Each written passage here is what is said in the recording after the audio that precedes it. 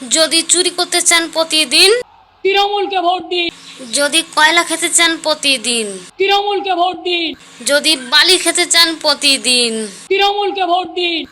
যদি মিথ্যা প্রতিশ্রুতি চান প্রতিদিন, তৃণমূলকে ভোট দিন। যদি চাকরি খেতে চান প্রতিদিন, তৃণমূলকে ভোট দিন। যদি নারীর সম্মান হারাতে চান প্রতিদিন। তৃণমূলকে ভোট দিন। ভিডিওটি শুধুমাত্র বিনোদনের জন্য বানিয়েছি, কেউ খারাপভাবে নেবেন না। যদি ভুলভাল কথা শুনতে চান প্রতিদিন, তৃণমূলকে ভোট দিন।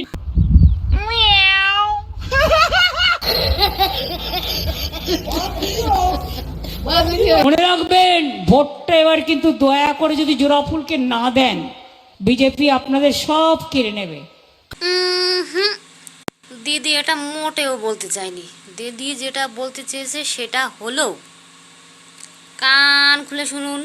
এত বছর ধরে আমি অনেক ভুল করেছি, আমি জানি আপনারা আমাকে ক্ষমা করে দেবেন। তাই বলি, আপনারা এবার বিজেপিকেই আনুন, তারাই পারবে আপনাদের ভালো রাখতে।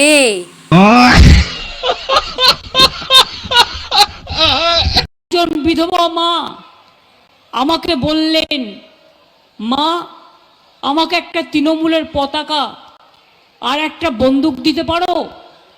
আমি বললাম, কেন মা, বন্দুকের কথা কেন বলছো? তিনি বললেন, মা আমার দুটো ছেলেকে খুন করেছে, আমি এক হাতে তৃণমূলের পতাকা নিয়ে আর এক হাতে বন্দুক নিয়ে আমি এর প্রতিশোধ নেব। কাকিমা, এত মিথ্যে কথা কয় না, জনগণের যে আর এত মিথ্যে কথা সয় না।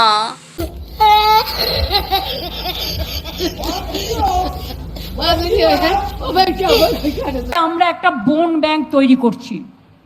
বোন ব্যাংক মানে হাত পা কেটে যায় না অনেকের অ্যাক্সিডেন্টে, নানা প্রবলেমে, তখন তাদের সারা জীবনটা যে পারে কাঠের পা নিয়ে চলে, কাঠের হাত নিয়ে চলে, আর যে পারে না সে খুঁড়িয়ে খুঁড়িয়ে চলে।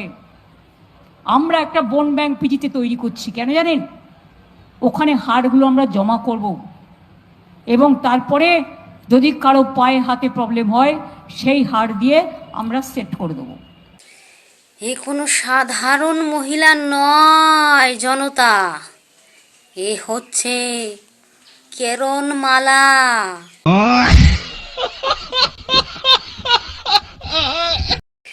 আমাদের মাথার উপর বসে আছে এক মহারানী, সে দিন দিন হচ্ছে বড় শয়তানি। সে কাজ করে এক, মুখে বলে অন্য রকম, তার মিথ্যে কথাই জনতার কানে হয় রক্তক্ষরণ। বলতে পারলে 100 টাকা। কে এই মহারানী?